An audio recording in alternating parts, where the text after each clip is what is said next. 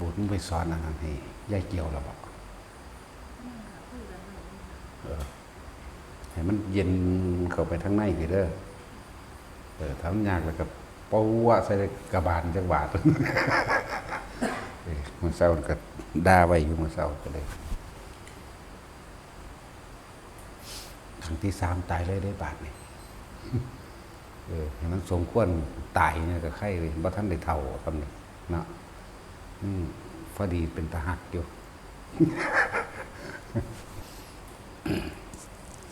คือไว้เห็นให้มันเป็นแย้มปากเล็กน้อยแน่ให้มันตื้อเข้าไปในนี่แต่ของเห็ดเป็นอยู่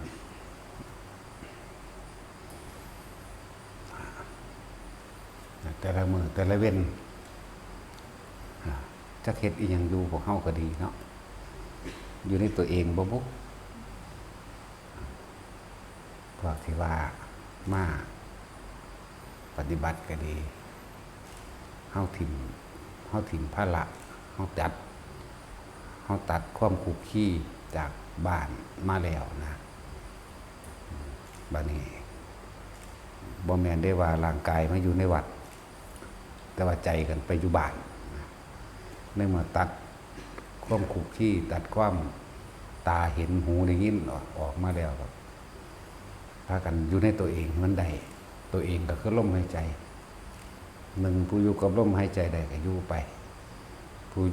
ผ่านลมหายใจออกมาแล้วอยู่กับอุณาโลมก็อยู่ไปอยู่กับความรู้สึกตัวบาดนี้เพราะว่าสิเป็นมีความรู้สึกนิ่มนวลกลางหน้าผากมีความรู้สึกกลางหัวมั่งในสมองมั่งกลางอกมั่งท้องมั่งแล้วแต่ความรู้สึกมันสิเคลื่อนไปนี่ก็คืออื่นว่าเป็นชั้นที่สองอะละ ชั้นที่สองเรียกว่าปีตินี่ต้องเกิดจากอาการร่วมของจิตมันร่วมจิตมันรู้อย่างรู้สึกอยู่ในกายเฉพาะกายความคิดมันก็ไปหาไผมันก็เลยเกิดอาการปีติได้ทรงอยู่ชั้นสองส่วนมากนั่งวิมาล่าแล้วก็อาศัยทุติยฌานเกิดก็มีกำลังแล้วก็เริ่มเห็นความคิดมันเกิดมันดับมันเกิดมันดับความคิดมันเกิดหมายถึงมันไปคิดถึงผู้นั้นผู้นี้เราอดีตของนั่งวิมาลาก็เคยเป็นเมียพระโมคคัลลามาก่อนพูนสมัยที่เคยยุยงให้กันขาพ่อขาแม่ศาสตร์นี่ศาสตร์สุดท้ายกลับมาเจอกันอีกนางวิมาลาก็เป็นโสเภณีเด้เป็นโสเภณีได้รับค่าจ้างจากพวกเดรัจฉีมั่งย่งมั่งเขาอยากทำลายพระโมคคัลลาเพราะว่าพระโมคคัลลานี่ไปคุยเรื่องสวรรค์ไปคุยเรื่องนรกไปคุยเรื่องอานิสงส์ต่างๆเหตุให้พวกเดรัจฉีขาดรายได้ขาดการยกย่องสรรเสริญขาดศรัทธาเขาก็เลยหาวิธีแล้วนั่งวิมาลาก็เป็นโสเภณีอยู่ในเมืองสาวัตถีนั่นแหละพอดีมันอาจจะมีความหลักแก่กันก็มีความแค้นแก่กันก็มีอนุสัยอยู่ทั้งในมันพันเบิดดอกไผก็ดีเหลือแต่ว่าพระโมคคัลลาเพิ่นเบิดแล้วก็ได้รับค่าจ้างไปพร้อมกับตัวเองก็จะเฮ็ดนำบ่พอใจที่สมัยเพิ่นยุยงให้เพิ่นฆ่าพ่อฆ่าแม่ตาบอดเพิ่นพุ่นล่ะมันสิมีขึ้นมาเองของมันดอกแนวมื้อนี้มันก็พูดขึ้นมาจะแก้แค้นบ่พอใจเสียใจที่พระโมคคัลลากลับพาพ่อแม่ขึ้นมาคือเก่ามันบ่ได้ดังใจแล้วก็ไล่เพิ่นหนีได้ซะก็บ่แม่นว่าได้ออกปากไล่หนีดอกเห็นพระโมคคัลลากับพ่อกับแม่กลับลำเกวียนขึ้นมาฮอดไปถึงก็ตายแน่กูเกิดความบ่พอใจยั่วหัวขาพ่อแม่บ่ได้โตนเฮือนกระโดดโรงพยาบาลแล่นหนีกับอาฆาตกันมาแต่พุ่นแล้วความรักก็มีอยู่ดอกความแค้นก็มีอยู่ดอกนั่นแหละ ทั้งรักทั้งเกลียดพวกนี้เป็นอนุสัยฆ่ามาในใจก็ได้รับจากพระโมคคัลลาคนเขาไปอยู่ในที่สงัดแห่งหนึ่งพวกนี้ก็ไปกัน ไปกับที่แรกครับไปกล่าวคำหวานคำออดอ่อนคำเชิญชวนเสพกามาล่มซึ่งกันและกันกล่าวเราเพิ่นก็นั่งเบิ่งซื่อๆเริ่มถอดไปเรื่อยคุยไปเรื่อยฟ้อนร่ำไปเรื่อยเฮ็ดไปทุกสารพัดทาเฮ็ดให้เบิ่งนั่นแหละเพิ่นก็นิ่งอยู่จังซั่นเกิดความเมื่อยอ่อนล้าติพระโมคคัลลาเพิ่นก็เลยแสดงธรรมแสดงธรรมหลังจากแสดงธรรมแล้วก็เกิดความมันยังมีอยู่ในหันแหละได้เกิดความหิริโอตตัปปะละอายแก่ใจตนเองบ้านนี้ก็เลยขอถึงพระรัตนตรัยเป็นที่พึ่งเป็นที่อาศัยบ่ท่านได้บรรลุหยังหรอกตอนแต่ว่ามีเฉพาะพระรัตนตรัยฟังดี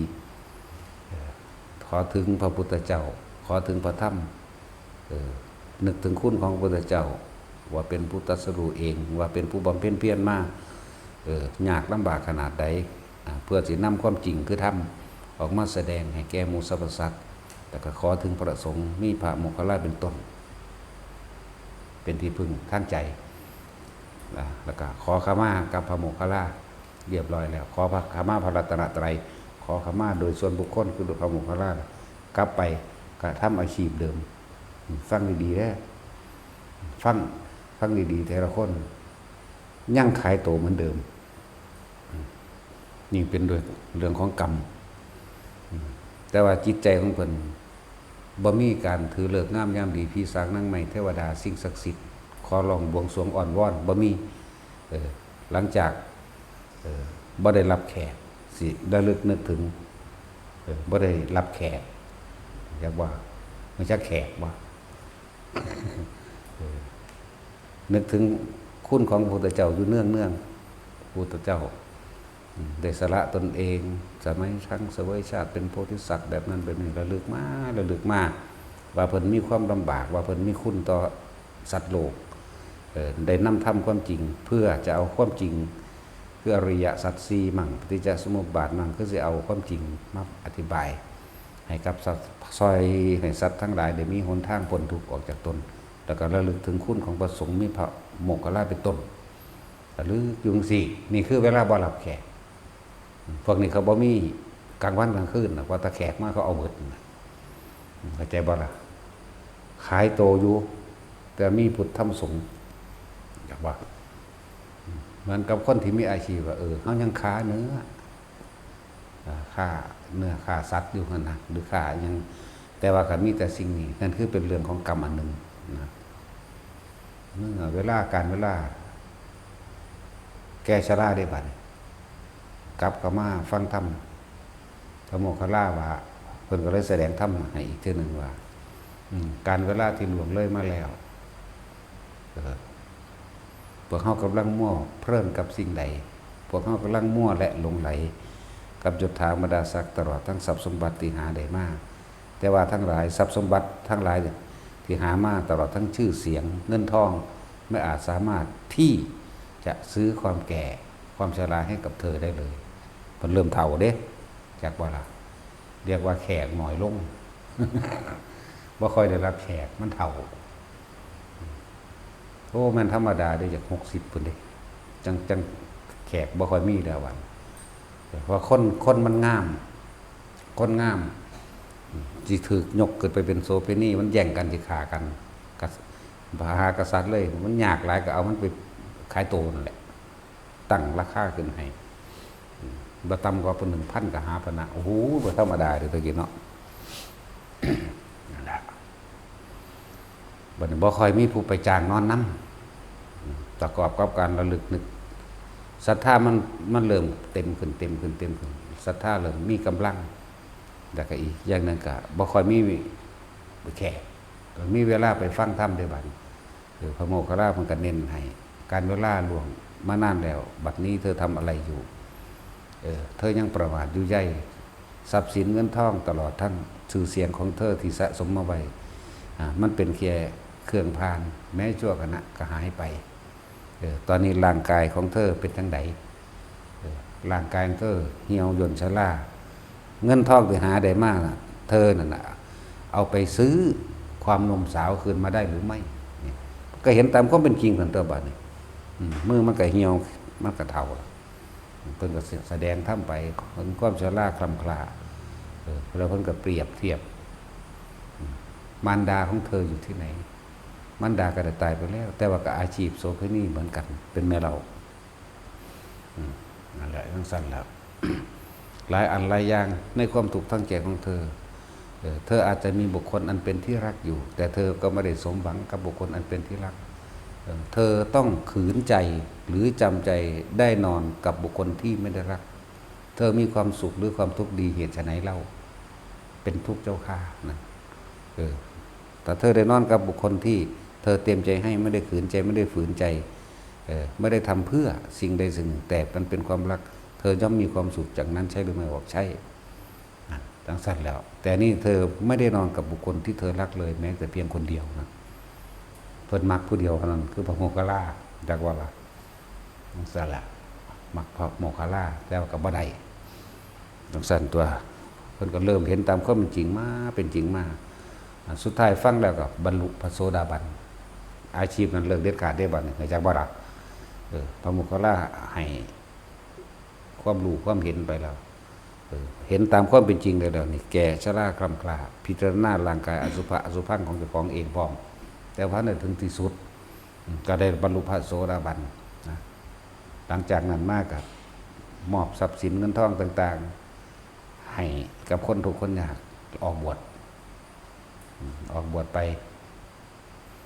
ก็บ่ท่านได้บรรลุง่ายดอกแต่ว่าได้บรรลุโสดาบันก่อนออกบวชไปฟังธรรมของภิกษุณีด้วยกันมั่งสนทนาธรรมด้วยกันมั่งเมื่อสุดท้ายที่ว่าบรรลุแล้วก็บรรลุตอนนั่งศิริมาตายนั่งศิริมาตายบวชเป็นภิกษุณีเลยได้บัดนี้นั่งวิมาลาเนี่ยครูพระโมคคัลลาเนี่ยบวชแล้วพุทธเจ้าแสดงเรื่องกุศลเรื่องอกุศลกุศลธรรมะกุศลธรรมานั่นแหละเพิ่นแสดงธรรมคนเลยเอามาสวดเป็นว่างานศพต้องสวดอันนี้นั่นแหละเริ่มต้นกวดสวดกุศลก็ดีตั้งแต่เพิ่นแสดงเรื่องอันนี้เป็นกุศลอันนี้เป็นอกุศลอันนี้เป็นทั้งไม่ใช่กุศลและไม่ใช่อกุศลสุขทุกข์เกิดขึ้นจากนี่ละแหละไล่ไปก็เลยบรรลุอรหันต์ตอนนั้นพร้อมกับการเบิ่งอสุภะพร้อมกันว่าอสุภะของนางศิริมาล่ะนางศิริมาเป็นสาวน้อยเห็นโตเพิ่นเฒ่าแล้วเด้นางวิมาราน่ะอายุมากแล้วเดี๋ยววิมาราน่ะอายุมากแล้วหลายแล้วจาก60 70พุ่นล่ะนั่นแหละอันผู้นี้มาตายให้เบิ่งเนาะพร้อมกับพระพุทธเจ้าแสดงธรรมอนิจจาทุกสิ่งทุกอย่างหาความจริงยั่งยืนไม่ได้พวกเธอทั้งหลายพากันทำอะไรอยู่เห็นนะในสุดท้ายแล้วนั่งวิมาลากับบรรลุอรหันต์จึงเห็นบุญเห็นคุณของพระโมคคัลลาหลายอย่างระลึกแล้วก็เลยอัปทานภิกขุณีอัปทานมันก็ไหลไปคำว่าอัปทานคือว่างอุปทานได้แล้วตะกี้มีความหวังมีความปรารถนามีความรักใครชอบใจว่าอยากได้นั่นอยากเป็นนี่อยู่หลังจากนั้นมาเฮาเนี่ยเกิดมานานนับประมาณเฉียดชีวิตกับบ่ได้มีความปรารถนาอยู่ภายในใจความปรารถนาอันสุดคือความสมหวังนะในความสมหวังทั้งหลายเข้าใจว่ามันมีความสุขไล่ไปจนว่าฮอดพุ่นล่ะมันจนถึงว่าเฮามีความตั้งตนปรารถนาหวังว่าให้ได้ดวงตาเห็นธรรมหรือพบพระนิพพานในศาสนาของพระพุทธเจ้าองค์ใดองค์หนึ่งในสมัยเริ่มต้นแรกเรียกว่าเป็นปฐมในการตั้งจิตเข้าสู่กุศล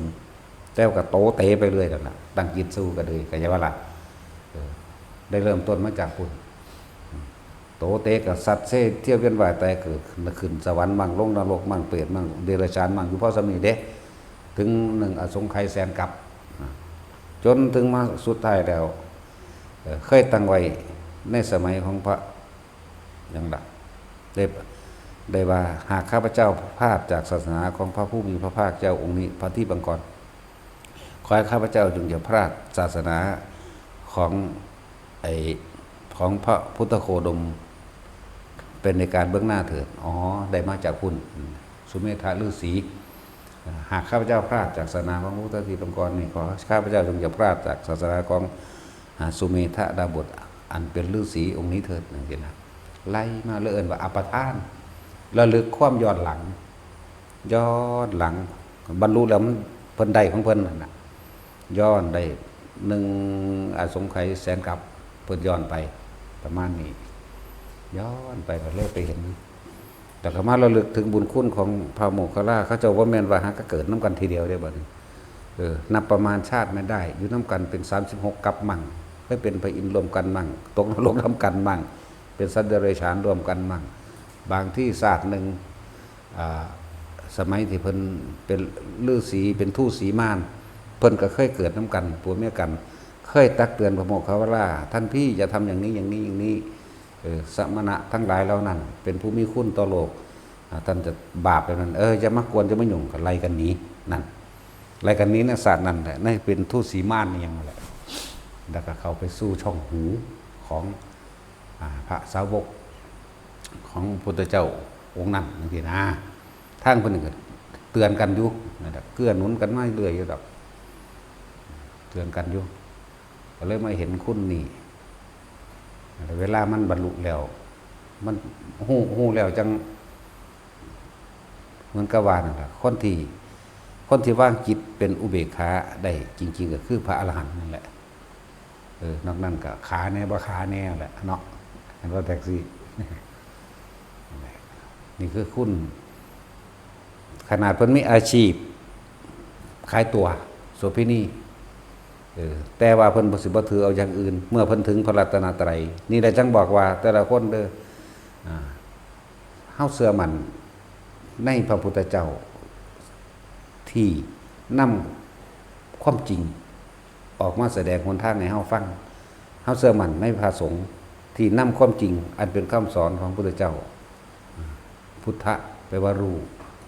เจ้าแห่งผู้รู้ทั้งปวงคือรู้หยังรู้ความจริงและอาศัยพระสงฆ์แสดงเฮาก็เลยระลึกนึกถึงพุทธธรรมสงฆ์ก็เลยเอิ้นว่าพระรัตนตรัยมั่งแก้วสมการมั่งพุทธธรรมสงฆ์มั่งบ่มีความเสื่ออย่างอื่นอีกบ่มีความเสื่อว่ามีผีสางนางไม้เทวดาอินทร์พรหมสิ่งศักดิ์สิทธิ์ดลมนต์ดลบาดาลบ่มีละออกเบิดเลยแต่ว่าอาชีพนี่โดยกรรมอย่างว่าได้รับคือเก่านั่นแหละเป็นที่มาแห่งขันธ์ทั้ง5ขันธ์5เป็นเครื่องรับความเก่าเพราะตัวเองเคยกระทำไว้ดีบ่ได้ก็เลยต้องรับจำใจเฮ็ดเอิ้นว่าจำใจเฮ็ดถ้าบ่เฮ็ดก็เหมือนกับว่าชื่อเสียงสิดับไปเหมือนกับว่าสิบ่มีอาชีพอื่นมันเป็นเครื่องเลี้ยงชีพเป็นสินะ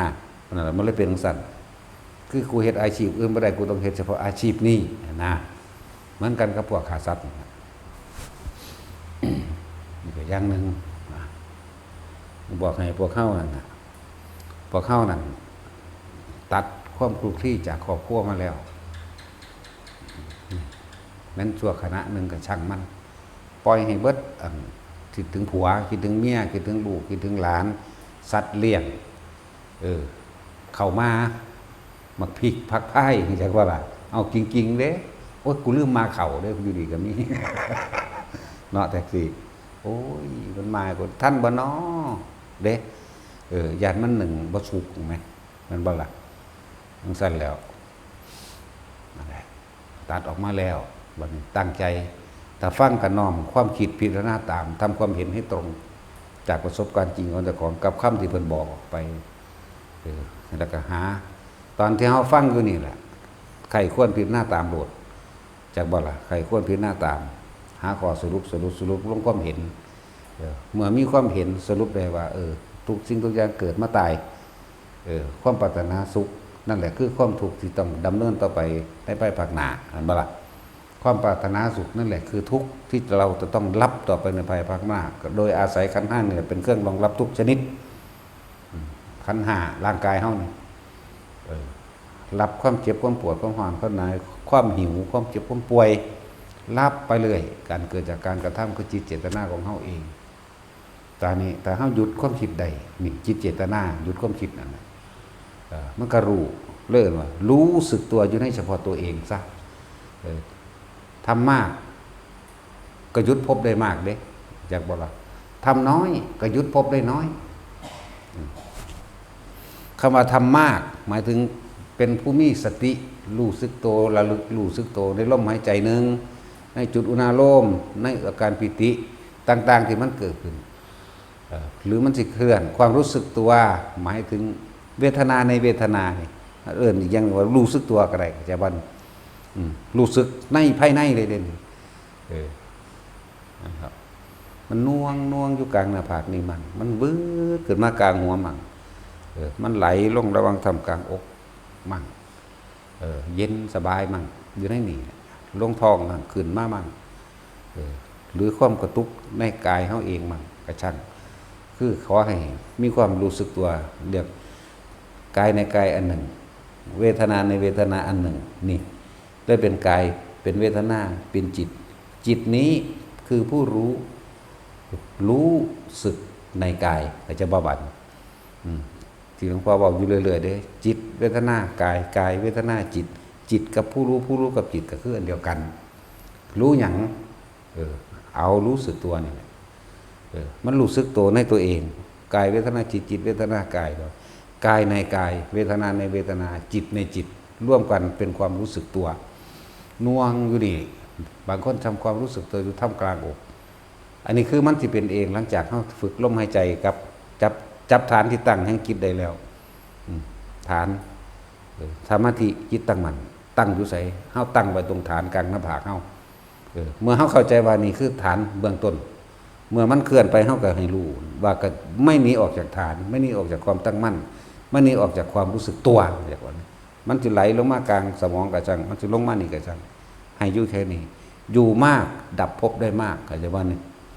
อยู่น้อยดับภพได้น้อยทำมากได้มากทำน้อยได้น้อยไม่ทำไม่ได้อะไรเลยมีแต่เกิดจากมันเข้ามาพบก็คือความรู้สึกที่ออกจากกายของเฮาเองความรู้สึกที่ออกจากกายของเฮาเองโดยอาศัยสัญญาคือความจำเมื่อเราคิดถึงบุคคลผู้หนึ่งอันเป็นบุคคลที่รักใคร่พอใจคิดถึงนี่จิตมีที่ตั้งและไปคิดถึงนั่นเองครับว่าจิตมีที่ตั้งไปตั้งอยู่กับบุคคลที่เรารักแล้วก็พิจารณาไปคิดไปมโนนึกภาพไปมันบอกในระหว่างขณะที่มโนนึกภาพไปอารมณ์ย่อมเปิดขึ้นพอใจมั่งไม่พอใจมั่งพอใจมั่งไม่พอใจมั่งเข้าใจว่าล่ะนั่นแหละพบเกิดดับพบอย่างเกิดดับที่ไปตกข้างอยู่ในระหว่างใดไม่พอใจคือโกรธมันบอกพอใจคือยินดีที่จะให้มันเป็นอย่างนี้แต่เรื่องของโลกเรื่องของโลกิยะนี่ล้วนแล้วแต่พอใจได้เป็นเครื่องหลอกของกิเลสตัณหาอยู่แล้วมันบ่ล่ะพอใจในเกียรติยศชื่อเสียงทรัพย์สินเงินทองพอใจในการที่จะคือปรารถนาสุขนั่นเองนั่นแหละเกิดดับสมมุติว่าเข้าใจขาดตอนนั้นปุ๊บพบได้สร้างไว้แล้วเด้ก่อนที่จะตายเด้ย่อมไหลไปเพราะจิตมีที่คิดถึงมีที่ตั้งเอาไว้แล้วแต่ว่าอารมณ์หรือความหวั่นไหวแห่งอารมณ์ทั้งหลายเลยย่อมพัดไปสู่ภพต่างๆเพิ่นจึงแยกใหญ่ๆไว้กามภพรูปภพอรูปภพเพิ่นแบ่งใหญ่ๆไว้เด้แต่ว่าส่วนมากมักสิลงไปสู่นิระยะคติภพคือนรกหลายกว่าคือถ้าเว้าภพใหญ่ๆคืออบายภพอบายภูมิแม่นบ่ล่ะอบายภพอบายภูมิคือเปรตเดรัจฉานสุรกายและนรกอันเดียวกันไอ้ว่านี่เรียกว่าอบายภพส่วนมากมันจะไหลลงทั้งนี้พอใจในทรัพย์สมบัติพอใจในรูปที่น่ารักใคร่พอใจที่ตัวเองพอใจเห็นปะนี่มันก็ไหลลงไปทั้งหลงทั้งเดรัจฉานมั่งแล้วก็พอใจในสิ่งที่ตัวเองมีอย่างเขียนว่า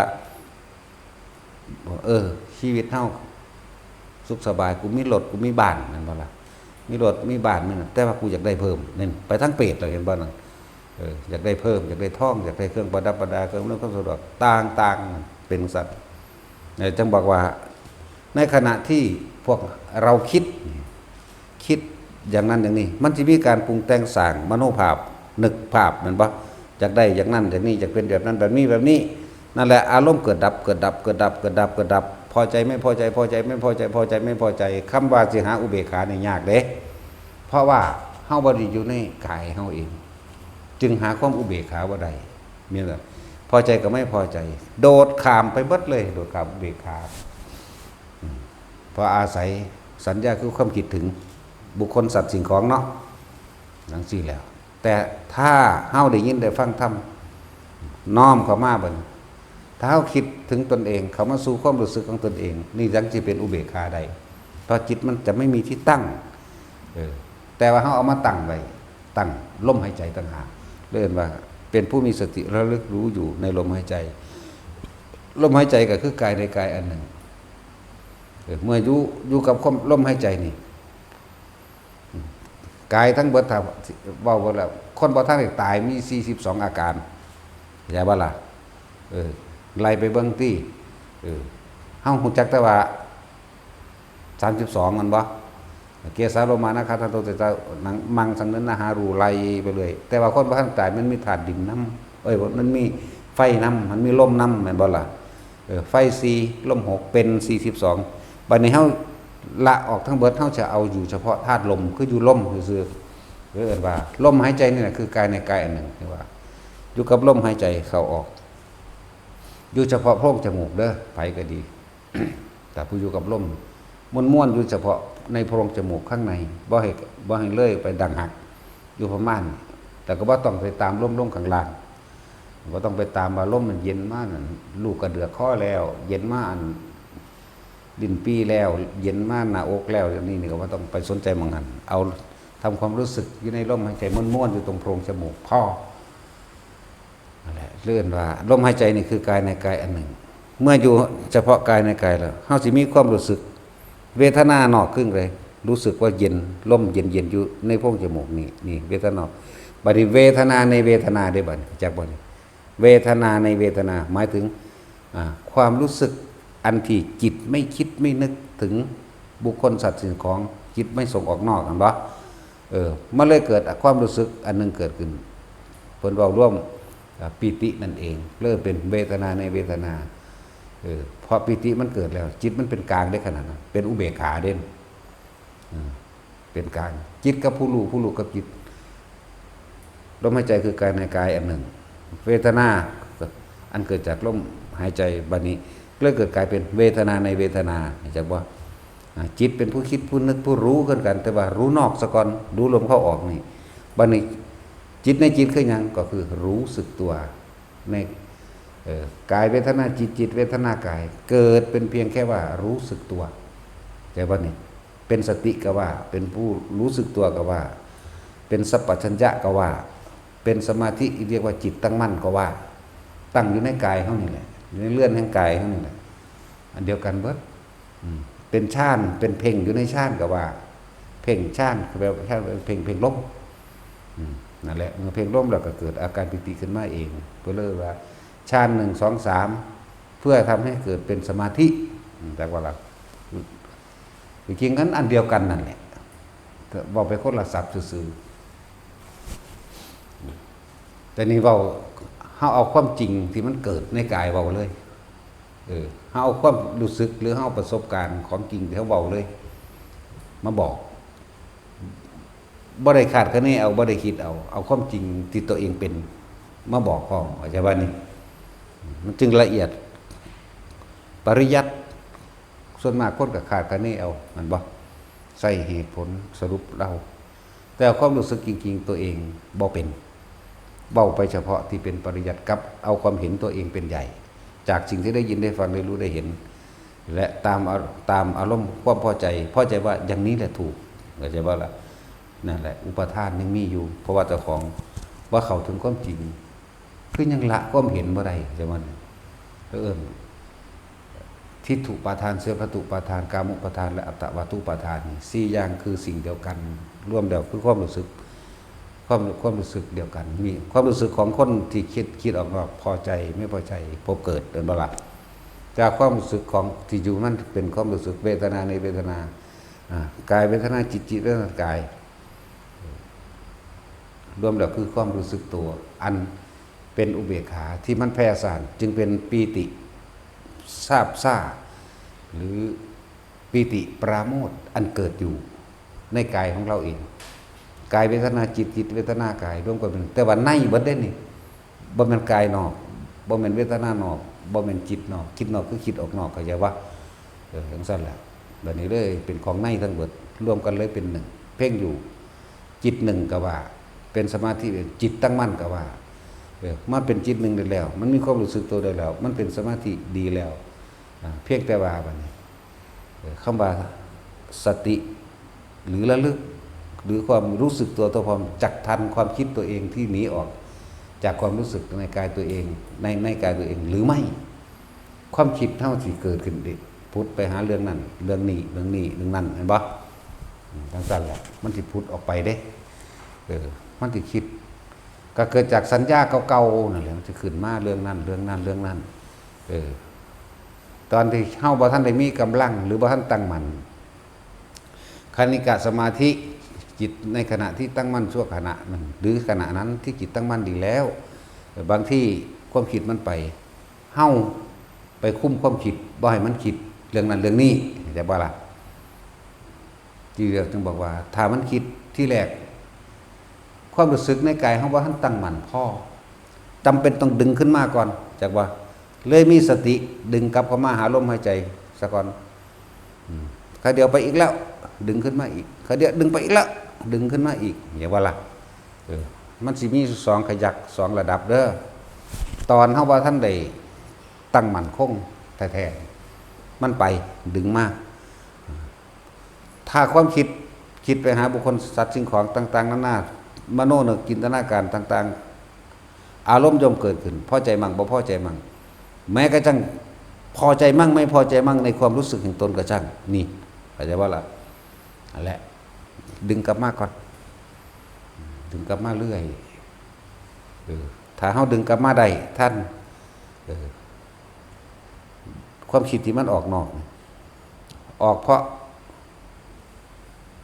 ปิติอันอื่นแทรกซ้อนก็มีออกเพราะคิดถึงบุคคลสัตว์สิ่งของก็อย่างหนึ่งเด้อฟังดีๆออกเพราะคิดถึงบุคคลสัตว์สิ่งของเมื่อคิดถึงบุคคลสัตว์สิ่งของอันเป็นสัญญาเก่าๆเรื่องเก่าๆแล้วมันย่อมมีมโนนึกจินตนาการต่างๆอารมณ์ย่อมเกิดได้พอใจไม่พอใจมั่งไม่พอใจมั่งพอใจไม่พอใจมั่งนี่อันเรื่องนึงที่เป็นยังว่าความคิดมันออกจากรู้สึกตัวออกจากผู้รู้ออกจากความรู้สึกตัวพุ่นไปรู้นะอื่นไปพอใจมั่งพอใจมั่งเอิ้นคณิกะสมาธิจากวันนี้ที่นี่เฮาเริ่มเข้ามาเลยถ้าเฮาเมื่อตั้งมั่นดีแล้วความรู้สึกอีกอันนึงที่เฮาสิไปสงสัยในเวทนาหมายถึงอาการปิติซ้อนเข้าใจบ่ปิติซ้อนเด้อตอนนี้เฮาอยู่ในนี่ลมหายใจนี่กับจุดอุณาโลมนี่เข้าใจบ่ล่ะบางครั้งบัดนี้ขนลุกขึ้นมากก็มีออกไปพิจารณาขนลุก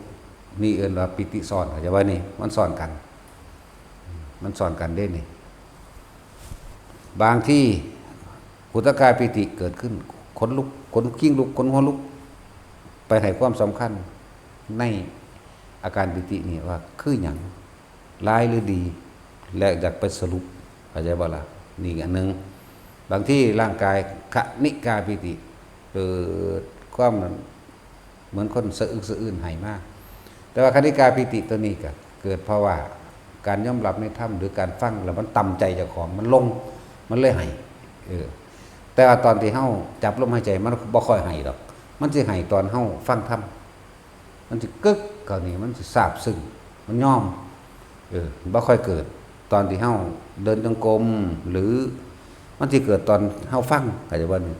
เฮาก็เลยไปให้ความสำคัญในความบังคับบ่ให้มันให้ยิ่งอยู่กับคนหลายๆจังซี่บังคับเด้1ออกไปแล้วอยากอายคนอย่างก็ว่าเป็นบ้าเข้าใจว่าล่ะนี่บ่ทันมันจึงบอกว่ากลับมาลบก่อนเหมือนเดิมปิติที่3ภารณาปิติมีความโยกบางทีมันก็โยกซ้ายขวาแล้วก็โยกหน้าหลังบางครั้งก็หมุนเนิบๆซ่าๆนิ่มๆหรอกกลับไปให้ความสำคัญกับมันอีกนี่เข้าใจบ่ล่ะฉะนั้นจึงเน้นย้ำว่าจับจุดเดียวซะก่อนอันอื่นรู้สึกเฉยๆโดยไม่ต้องไปคิดหาชื่อของมันว่าไปสรุปว่าร้ายหรือดีเข้าใจว่าล่ะ ถูกหรือผิดร้ายหรือดีบ่ต้องมีจึงบอกทุกคนจับหลักนี่ให้ดีนั่นแหละหลักลมหายใจนี่ครับอุณาโลมเท่านั้นนี่ภารนาปิติร่างกายโยกดุจดังว่านั่งอยู่ในอ่างน้ำภาษาเพิ่นแปลไว้ปิติที่สี่ที่เขากันนั่งจับอุณาโลมเหมือนเดิมลมก็อยู่ได้หรือเฉพาะอุณาโลมก็ช่างที่นี่มีแสงวับวับเข้าใจว่าล่ะแสงเปรียบฟ้าดุจดังฟ้าแลบเพิ่นแปลแค่นั้นเด้แต่ว่าความเป็นจริงมันบ่เป็นแค่นั้นจับอุณาโลมอยู่ที่แสงสว่างวูบขึ้นเลยบางที่กับเป็นความแจ้งในตาเฮานี่จากคนผู้ใดเคยเป็นบ่ในเหมือนกับหน้าคิ้วเฮานี่แหละแจ้งไปจักคืบนึงนี่นะปึ๊บบางที่ไปสงสัยได้ว่าไผเปิดไฟบ่อันนี้แจ้งคืบนึงก็สงสัยบางที่มันแจ้งเบิดห้องไม่อยากบ่ล่ะปึ๊บขึ้นเลยบางที่เป็นบาดสมมุติว่าเป็นเวลานอนเฮาจับจุดอารมณ์นอนบ่บางที่เป็นคือไฟแกงเบิดห้องปึ๊บมื่นตาเบิ่งปั๊บนั่นออกล่ะเข้าใจว่านี่ออกจากความตั้งมั่นตัวนี้บัดนี้มันบ่แม่นแค่นั้นแสงพุ่งจากหน้าผากเฮาวุบไปก็มีหรือพุ่งจากไกลๆมาบักใหญ่ๆมาสิแหละวาบเข้ามันเฮ็ดให้เฮาหลบปั๊บจังซี่ก็มีนั่นแหละมันบ่แม่นแค่แสงคาถาแสงก็มันก็มีหลายสีนำเด้อแล้วแต่มันสิผู้ใดสิเห็นสีใดมันมีแม้กระทั่งเสียงพร้อมเปียปะเสียงสวดมนต์เสียงคนเว้ากันเสียงต่อสู้กันเสียงหลายๆอย่างเสียงอันชื่อว่าเสียงหยังก็ช่างดังมากดังน้อยก็ช่างนี่มันสิอยู่รวมอยู่ในหมวดของโอกันติกาปิติเข้าใจว่านี่แต่ให้เฮาฟังดีๆเข้าใจว่าเฮาจะเอาอันเดียวอุณาโลมอย่างเดียวความรู้สึกอยู่ตรงกลางระหว่างหน้าผากอย่างเดียวแม้นอันอื่นสิพามาแทรกซ้อนมาปุ๊บบางครั้งบัดนี้มีความรู้สึกเหมือนกายลอยขึ้นเหมือนกายลอยขึ้นแต่เฮานั่งลอยกายเฮานี่ก็สิยืดไปนำได้บัดนี้เป็นเหมือนกับคนงัดข้างขึ้นไปก็มีเป็นเหมือนกับว่าในท่อนล่างระหว่างเอวนี่ยืดไปจนไปเห็นก้อนสีฟ้าได้ก็มีแต่อย่าสนใจตัวนั้นถ้าเข้าใจดีแล้วอยู่มึงเดียวแม้นความรู้สึกอันอื่นมันจะแทรกซ้อนเข้ามาเข้าใจบ่ได้อยู่กับมันอย่างเดียวบางทีก็เบ่งขึ้นอึ้งลึงขึ้นเด้เต็มห้องบักใหญ่เลยนอนก็เป็นนั่งก็เป็นยืนก็เป็นพวกนี้นั่นแหละเลื่อนว่าสิ่งทั้งหลายเหล่านี้เขาเรียกว่าสิ่งที่อุบัติขึ้นก่อไม่ให้จิตตั้งมั่นเข้าใจบ่นี่ก็เริ่มอุปาจาระสมาธิอุปะคืออุบัติขึ้นจาระเฮ็ดให้เฮาหวั่นไหวนั่นเองแต่เมื่อเฮาเข้าใจดีแล้วไม่หวั่นไหวเข้าใจว่านี่คำว่าคณิกะสมาธิเดินทางเข้าสู่อุปจารสมาธิมีเครื่องก่อกวนเนาะจนถึงอัปปนาสมาธิถ้าเฮาบ่สนใจมันเลยมันจะเป็นอัปปนาสมาธิเองเข้าใจว่าล่ะเรียกว่าสงบปราศจากความคิดนึกอย่างอื่นบ่แทรกซ้อนไปตามอาการปิติต่างๆบ่สนใจกับภาพบ่สนใจกับเสียงเข้าใจว่าเลยเป็นอัปปนาสมาธิความสงบอันหาประมาณไม่ได้ความสงบอันอิ่มความสงบอันสมาธิเต็มภูมิว่าท่านได้ย่าวตลอดการกระจังมันดอกแต่ในขณะนั้นที่เฮาพานั่นใดสมาธิเต็มก็ได้อิ่มก็ได้นั่นแหละ นี่อธิบายตัวนี้ทุกคนเข้าใจบ่ใส่ศัพท์บาลีมากใส่นิดๆหน่อยๆใส่แค่ว่ากนิกะคือหยังอุปจาระคืออัปปนาสมาธิคือแต่ว่าเฮาเอาความรู้สึกออกถ่ายทอดเลยจิตตั้งมั่นไม่หวั่นไหวบัดแต่ว่าตั้งตรงไหนอยากว่าตั้งตรงฐานที่ตั้งแห่งจิตรู้สึกอยู่ในกายอันนี้แค่นี้เองมันอยู่กับมันจึงถามทุกคนว่าพวกเฮาแต่ละมื้อแต่ละเว้นเนี่ยเฮาอยู่กับความรู้สึกตัวเองได้มากหรือน้อยอย่าว่าล่ะถ้าทำให้บ่อยทำให้มากทั้งจริงบุคคลพวกนั้นก็ได้ประโยชน์แก่ตนมาก เออละภพได้มากจากวันภพคือความพอใจและบ่พอใจกับสิ่งที่เขาไปคิดในปรุงแต่งในบุคคลสัตว์สิ่งของเขาจะว่านี่นั่นแหละแต่ถ้าเฮาอยู่ได้นี่ภพ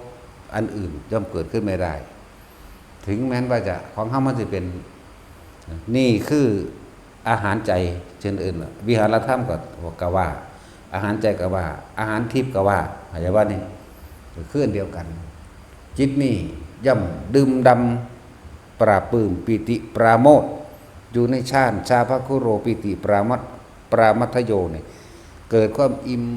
เบิกบานเหมือนจะก่อนอยู่ในกายเจ้าของเองเมื่อมันตั้งมั่นดีแล้วมันสิจับความเคลื่อนไหวต่างๆได้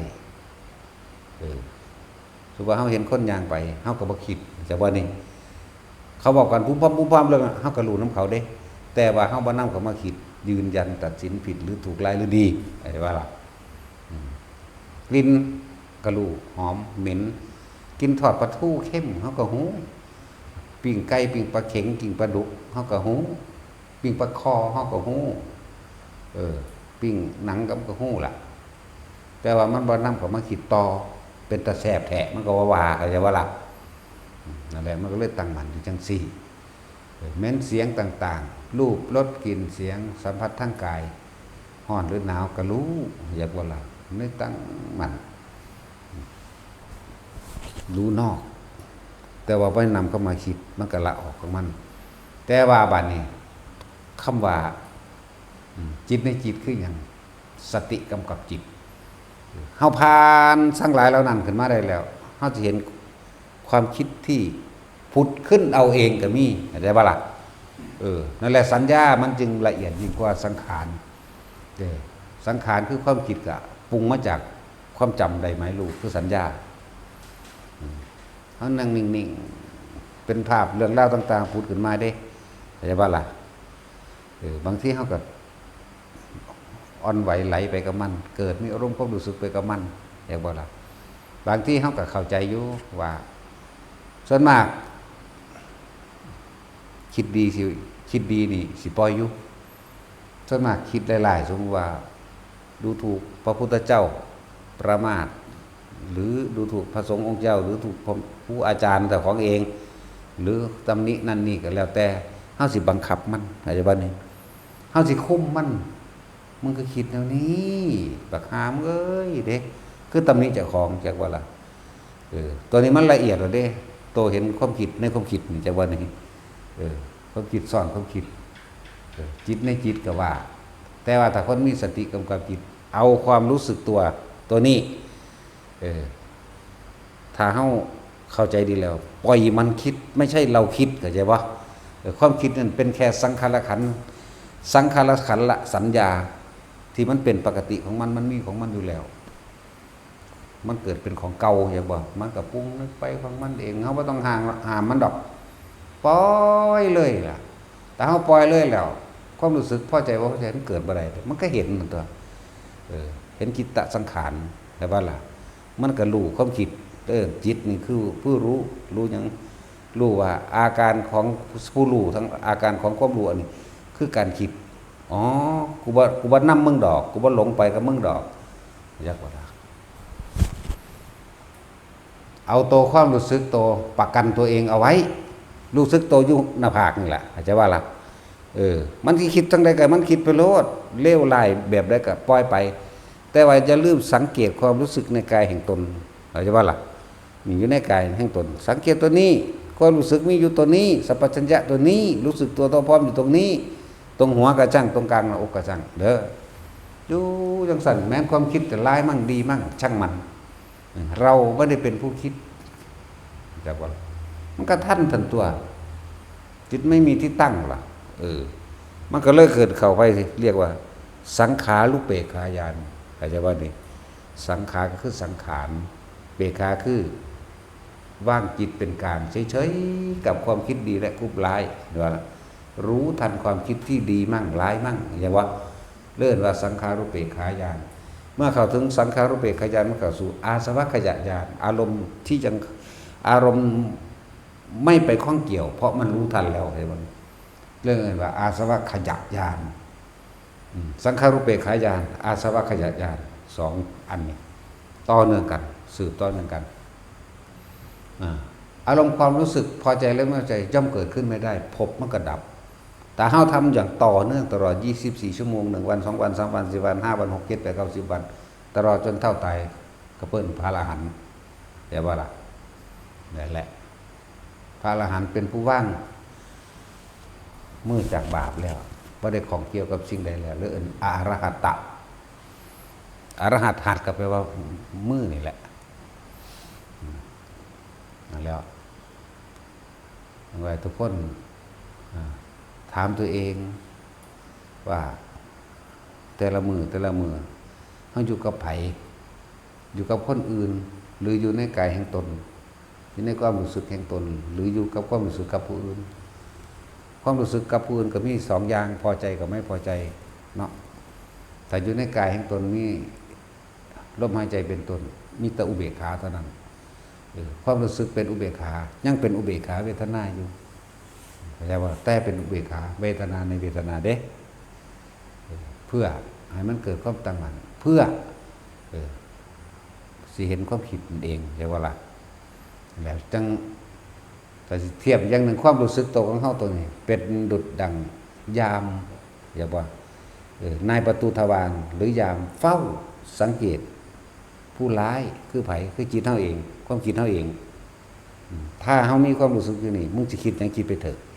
เนี่ยกูเห็นมึงแล้วมึงคิดบ่แม่นกูคิดใช่ป่ะล่ะเมื่อมันจังซี่แล้วอารมณ์ที่เป็นของเกี่ยวพอใจบ่พอใจเกิดขึ้นบ่ได้แน่มันก็พบดับตัวนั่งสั่นล่ะถึงว่าให้ตั้งตัวนี้เป็นตัวแต่ละมือถึงถามแต่ละคนว่าเฮาอยู่ในความรู้สึกตัวเองอยู่บ่เป็นหลักสูตรมันสติปัฏฐาน4กายเวทนาจิตธรรมแม่นบ่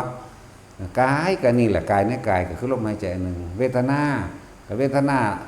บ่ทันได้ถึงเป็นเวทนาก็ลมหายใจนี่แหละเย็นๆอยู่ในโพรงจมูกที่เว้าอยู่ตลอดนั่นว่าล่ะจิตในจิตก็คือรู้สึกขึ้นนี่รู้สึกในกายในเวทนาในจิตจิตเวทนากายกายเวทนาจิตคือความรู้สึกตัวรู้สึกอันนี้เป็นรู้สึกอันเป็นอุเบกขาใช่บ่ล่ะส่วนคำว่าธรรมคืออย่างกายเวทนาจิตธรรมคือสิ่งทั้งหลายทั้งปวงที่เข้ามากระทบเฮาเองบ่ว่าสิเป็นบุคคลสัตว์สิ่งของดินฟ้าอากาศร้อนหรือหนาวเข้าใจว่านี่หิวหรือหยังก็แล้วแต่เฮาสิสะท้านหวั่นไหวเป็นน้ำมันบ่นี่มั้ยนั่นแหละแต่ว่าจิตตั้งมั่นก็คือทำความรู้สึกอยู่นี่อย่าไปออกจากหม่องนี้กาย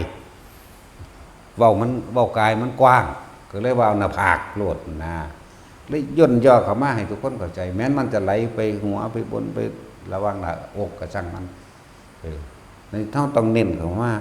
ให้เป็นจุดเป็นจอเป็นการเพ่งอยู่เลยชาติมั่งเป็นสมาธิมั่งจะว่าล่ะนั่นแหละเน้นอยู่ตัวนี้โลด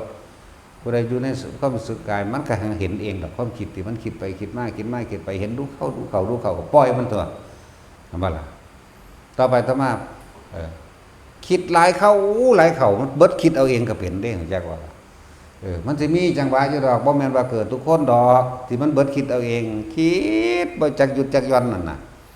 แต่ความรู้สึกตัวนี่ต้องมีตัวนี้ประกันไว้เด้อคิดบ่จักหยุดจักหย่อนบาดสิดับก็ดับปึ๊บเข้าใจว่าล่ะดับนี่คือเข้าฌานนั่นแหละจักว่าล่ะปึ๊บไปเลยว่างไปปึ๊ดที่บางที่เพิ่นก็ว่าสว่างจ้าหยังมั่งโล่งหยังมั่งมามันเข้าหรอกมันก็ออกเองของมันเข้ามันก็ยังเข้าเองมันออกก็ออกเองเท่านั้นแหละนั่นแหละบาดนี้มันก็มีอีกตัวนึงว่าอย่าไปติดหม่องนี้เข้าใจว่าล่ะอย่าไปติดหม่องนี้มันสงบถ้าติด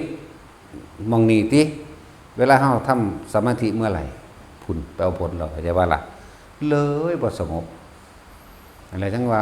บ่นิยมฌาน4หรืออรูปฌานทั้ง4อีกบ่นิยมแค่1กับ2มันก็สามารถรู้ท่านความคิดได้แล้วใช่ป่ะนางวิมาลาเนี่ยเราบรรลุตอนแค่ฌาน2นึงเด้ความรู้สึกน่วงอยู่อย่างเดียวความคิด ไหลไปแล้วก็บ่ตามไปเห็นบ่นี่สั้นแหละแล้วเรียกว่าข่มปิติเอาไว้ได้เราบ่ไปน้ำตลอดเด้เราอยู่ระหว่างกึ่งหนึ่งคือความรู้สึกตัวนี่เองนั่นแหละอธิบายยากอยู่ตัวนี้ก็บ่ยากหรอกว่าเฮาแต่ว่าสิถอดความรู้สึกใส่ถึงแต่ละคนนึงเมื่อมันถอดได้มันก็ถอดให้เราเด้เนาะมันบ่ให้บำเพ็ญหมดแล้วตอนเรียนได้ตีนกวาดแมงเขาเบิดนี่โลดไผสิรู้เรื่องหยังบ่รู้เรื่องหยังก็สั่งใส่เดือนหมดแดงหมูหมากาไก่เป็ดงัวควายคนตีนกวาดขึ้นเลยเนาะนั่นแหละผู้ใดบ่เข้าใจฟังซ้ำแล้วซ้ำอีกจนกว่าสิฟังเข้าใจแล้วเฮ็ดไปเฮ็ดไปเฮ็ดไปถ้ามันเป็นเองแล้วมันสิเข้าเอาใจเอาเองดอกเข้าใจว่าล่ะมันสิเข้าถึงธรรมตรงนั้นความศิวิไลแห่งธรรมนี่เลิศบ่มีรถใดสิเลิศยิ่งกว่ารถแห่งธรรมคือความศิวิไลแห่งธรรมที่มันเป็นมานี่แหละมีเฮาติเน้นเอาแต่มองสิบรรลุโลด มองสิท่านความคิดโลดนะอันอื่น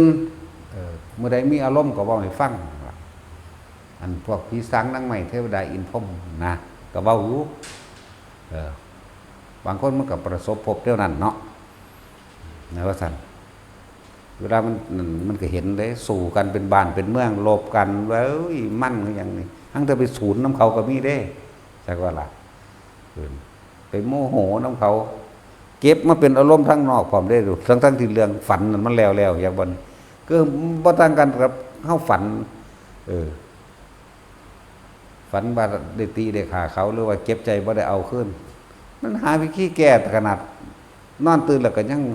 ผู้แก้ขึ้นจังได๋หนออยู่จังเด้มันเป็นบ่ล่ะเฮาฝันหมาไหลเฮาฝันแลนเฮาฝันลอยน้ำเฮาฝันเหาะอันว่าเป็นผีไหลบัดนี้เมื่อสัตว์ออกเนาะตื่นขึ้นมามันคือเมื่อยได้ปะเห็นว่าเป็นบ่ตื่นขึ้นมาก็ยังเมื่อยได้เด้นั่นแล้วสำคัญอยู่ไสแต่ว่าสำคัญอยู่จิตนั่นบ่จิตเป็นผู้คิดผู้นึกผู้ปรุงผู้แต่งแสวงหาสังสมและสะสางกันอยู่อันเดียวนี่แหละจิตกับผู้รู้กับจิตเป็นอันเดียวกันนั่นแหละแต่ว่าเฮาสิรู้ต่อท่านความคิดบ่นี่นะและจึงสร้างฐานที่ตั้งแห่งจิตแต่ว่าได้ถามแต่ละคนว่าแต่ละมือแต่ละเว้นนี่เฮาอยู่กับตัวเองอยู่บ่หรือเฮาอยู่กับผู้อื่นบ่ทั้งที่เฮาถิ่มมาแล้วตัดออกมาแล้วในมือนั้นเห็นบ่ตัดออกจากสัตว์เลี้ยงบ่ว่าสิเป็นหมูหมากาไก่แมวหรือลูกหลานกับสัตว์เลี้ยงล่ะลูกหลานก็เลยก็ใช้ว่านี่สัตว์เลี้ยงบัดนี้เฮาสิอยู่กับตัวเองกายอยู่ในวัดแต่ว่าใจอยู่ข้างนอกเนาะให้มันอยู่ในกายนี่แหมใจกายมันอยู่ในกายจักว่าล่ะมันมีสติมันตั้งอยู่ในนี่นั่นแหละผู้ใดฟังบ่เข้าใจก็ไปตายซะปานนี้ล่ะเนาะอยู่ไปมันสิบาปหลายเด้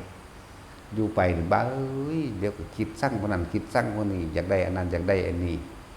บ่พอใจคนนั้นบ่พอใจคนนี้เขายางซื่อๆก็บ่พอใจเด้เนาะเขาบ่ยิ้มให้ก็เฉียดให้เขาเด้แม่นบ่ซั่นเขาอ้วนก็สั่งเขาจอยก็สั่งเขาเนาะผู้ใดเคยเป็นเขายิ้มหัวอยู่กับผู้อื่นก็สั่งเขาเด้เนาะเฮานี่สั่งแต่ผู้ขี้ลายนั่นเด้แต่ผู้งามเฮาบ่สั่งเอาแมงเบิดนั่นเอาสบายทาน